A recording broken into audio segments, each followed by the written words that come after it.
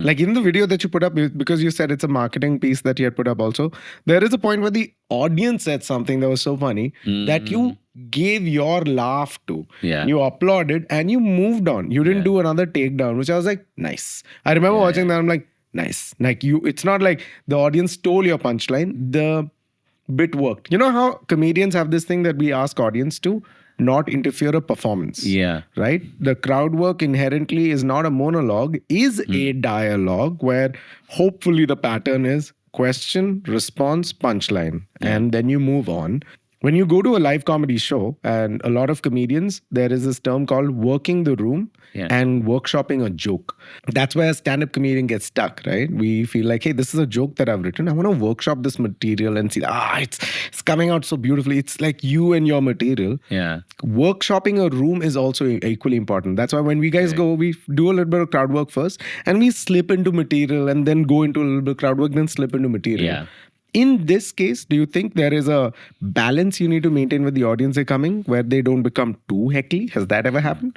It's happened. So I'll tell you, but that's again, it's an evolution, right? Initial stage, the audience is very scared. The first time, like initial times you're doing crowd work, and that's why I wanted them to be more comfortable. That's how I am on stage. You put up videos and then they feel more confident. They come and then you have that dialogue that you're talking about.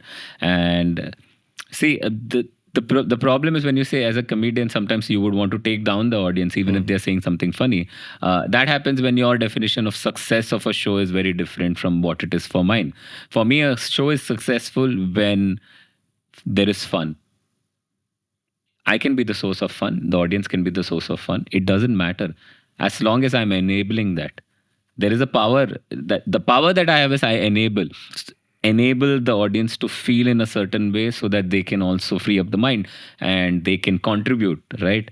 Which will happen only if I decide to.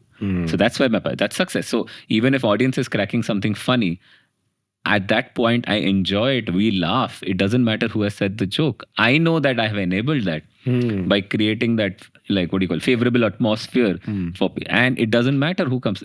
If the audience is saying something funny, that's brilliant. I want that in my show, that you guys also speak, right? So for me, that's success. So it's so ingrained. So I will naturally laugh if someone says something funny. And I will, if they don't say, also the reaction will be very natural. Right. There have been also times when the audience member has said something which the person thought is funny, but no one else laughed. And they not just laughed, they started booing the audience member. Then I have to take up that audience member's side. And I'll be like, shut up. Do you guys know how tough it is? There's a reason I'm on stage and you guys are not on stage. Okay. So let him speak. I think you're doing a great job, buddy. And I'll give him I will give that person all the confidence that is required, because I know at that point of time, that's when I have to use my power on stage.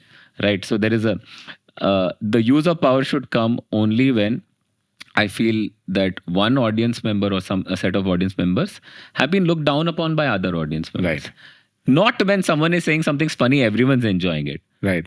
I can't be like, the glory, it's my glory. It's my glory only. People don't understand that. It's my. If you see, there is a reel that I've put up. He said, "You have traveled, Pam? Yeah. What's your name? Shivani. Shivani, where did you go? I went to Kuwait. क्यों गए थे आप? Layover पे गई थी. आप layover करके वापस आ गए? I went from Lucknow to Kuwait. Then I was there for about 26 hours. And then I came back to Kochi. पेन लखनऊ से कोचिन कैसे आते लोग और कैसे आते हैं? You guys know a better route. But why did you go वैसे? क्योंकि Amsterdam बंद कर गया. I had to fly the plane. You had to fly you are a pilot? Well played. You knew it, you kept it. It's like, enjoy your moment.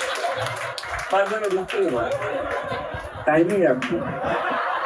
I'm like, oh, of course, because what is a better way to go to Cochin from Mumbai? You always go through.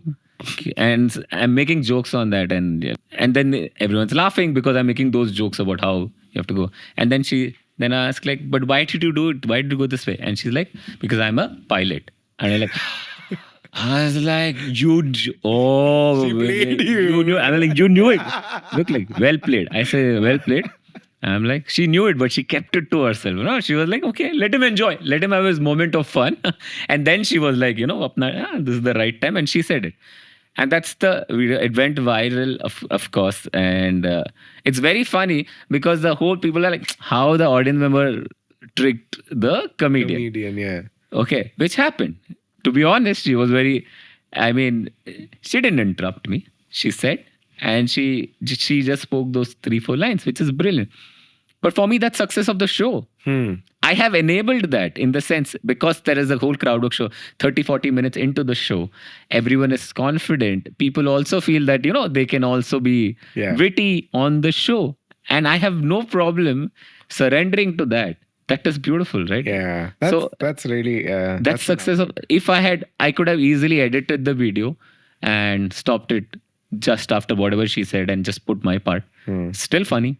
I come across as... But no, that's not... That's what I want people to do. Crowdwork show is where all of us enjoy together. I am the facilitator. I am the orchestrator. You leave it to me.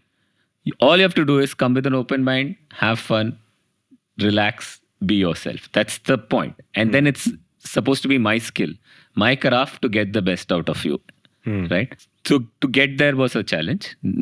Once you get there, you also realize audience also... Once their confidence grows, that's also the other. Yeah. What is the other end of it? So this happened. I was doing a show in Good Shepherd. First of all, big mistake. Good Shepherd is 1,000-seater. I was doing a crowdwork show. I didn't realize then. I thought crowdwork show will be fun, but a larger audience, large hall, it's even tougher because everyone is restless. There are so many people who want to speak. Now this is a problem in my crowdwork shows. पहले तो लोग आते थे कि बात ही नहीं करना है. डर के बैठे थे. अभी आते कि मेरे से बात कर. This is another extreme. That's why I have to stop at some point. So I'm talking to this one person. That person, of course, every person is different, and depending on the personality, I have to invest time to try and see if we can have a meaningful conversation. The crowd, the section of a crowd, a young section of a crowd, like college kids, they started heckling that person. And I could visibly see that person is uncomfortable. And that's when I realized that I was losing control because they were heckling. And then slowly the mood of the audience also changed. They were, and I didn't know how to, I didn't know how to handle because I had not got a situation like this. And that's also because I have made them feel so comfortable that they think that they can also, Rahul, stop, yaar, move on to someone else. No one's heckling me. It's my audience. No one's saying, Rahul, you're doing a poor job. They're all like, Arey, yeah, Rahul, we are so sorry you got stuck with this guy. Go to someone else and talk to someone. Yeah, this guy. And then I was like, no, this is not correct. So I took a stand there. I was like, no, I'm going to talk to this person only. I think he has a lot of interesting things to say. And it's very rude of you guys to do that. So that was my tone. So I had to do that.